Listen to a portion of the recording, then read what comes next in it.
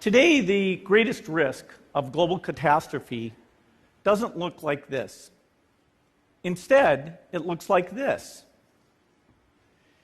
If anything kills over 10 million people in the next few decades, it's most likely to be a highly infectious virus rather than a war.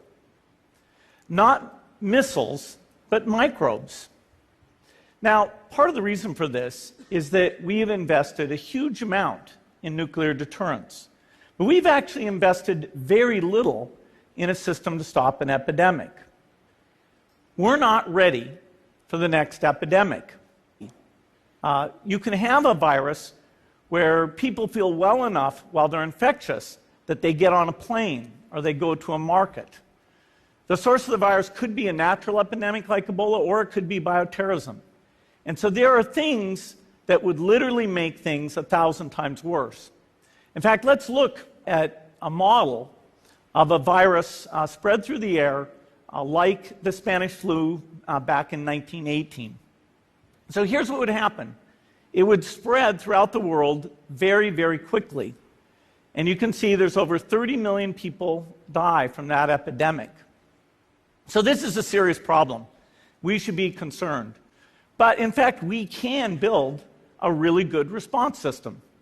We have the benefits of all the science and technology that we talk about here. We've got cell phones to get information from the public and get information out to them.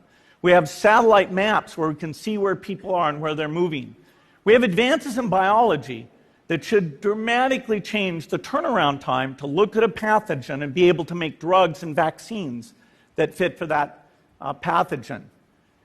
So we can have tools, but those tools need to be put into an overall global health system, and we need preparedness. The best lessons, I think, on how to get prepared are, again, what we do for war.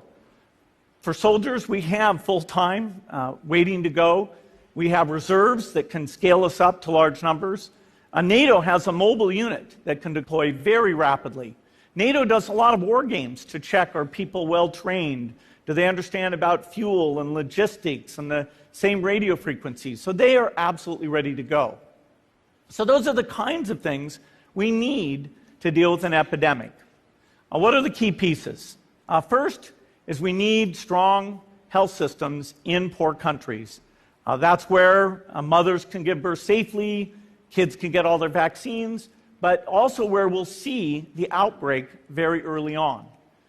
We need a medical reserve corps. Lots of people who've got the training and background who are ready to go with the expertise.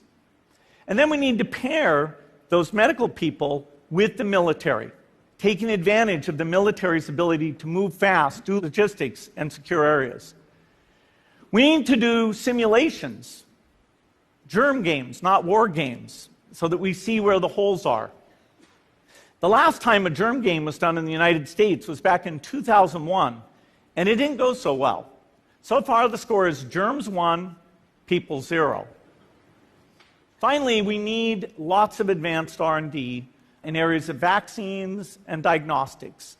There are some big breakthroughs, like adeno-associated virus, that could work very, very quickly.